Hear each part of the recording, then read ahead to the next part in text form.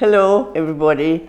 This is to introduce a program that I have worked on for over 50 years and which the Chitra Lane School now uses as their main base program to teach and train our students. This program is for children with hyperactivity who have no attention at all and for children who do not follow instructions. And the very first step is, this is breakfast, lunch and dinner.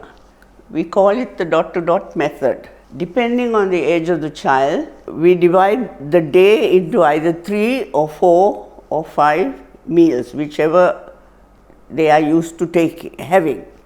And this is breakfast. We normally give at 7, 12 and 7. Nothing in between except for a juice at about 10 o'clock, tea or milk at about 3, and plenty of water in between. Definitely no biscuits in between, no fruits in between, no yogurt in between, nothing.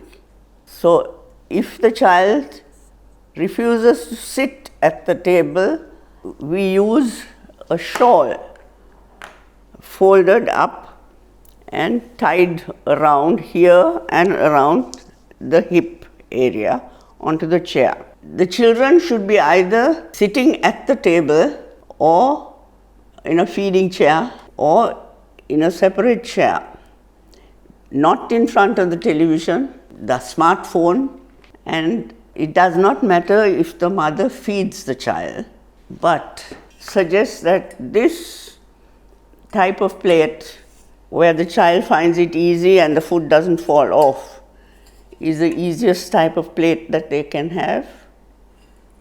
And then a little side bowl there. Food is served by the mother and may be mixed by the mother, it does not matter.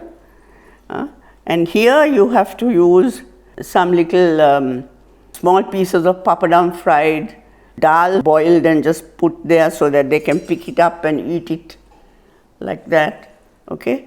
And you can give a spoon, a teaspoon for the child to use while you are feeding the child. And while you're feeding the child, you are not using the phone and you're not talking to anyone else. Focus on the child and talk to the child about what he's eating. The plate is round, how the food is cooked, what is in this plate.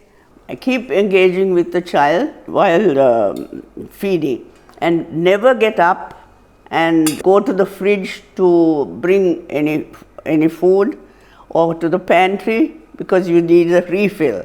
If a child does need a refill, keep a bowl near your side and refill the plate, because as soon as you get up, the child gets distracted. We break it down into slots like this because it is a routine that the child learns at certain time.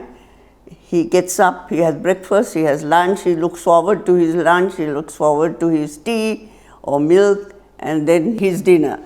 And when I said that he shouldn't be having snacks in between, doesn't mean that he can't have things like yogurt and ice cream or chocolate or anything, but please include it into each meal if they need it. Don't have fruit salad being given here, ice cream given here, and then lunch, because the child cannot have his lunch because he is full, and then he will start throwing his food, screaming, running, and will not sit in one place and have his meal.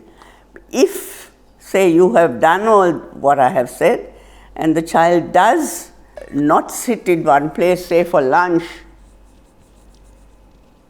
then remove his lunch and let him be without lunch. But bring this meal forward to even 5:30 or 6, because we never keep a child hungry. A routine is important because the child knows what is coming next. Otherwise, he is always surprised at something that he doesn't know what is going to happen, or he will demand something. Here it's automatic that these things happen. So there's no need of fighting with the mother and screaming and rolling on the ground and asking for it. And that is step 1.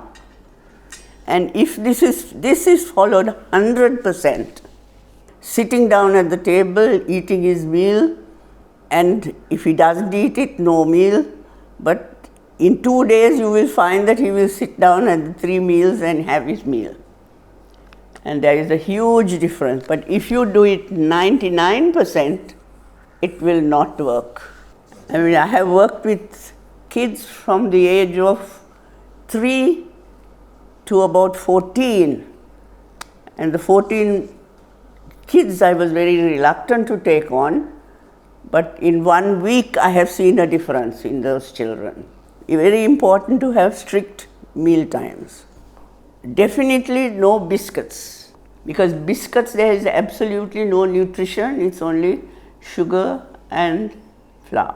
So I mean there's no nutrition at all, it's just really a stomach filler. Because then they will not have their proper nutritious meal, which invariably is made with a lot of love from the mother, which is so important.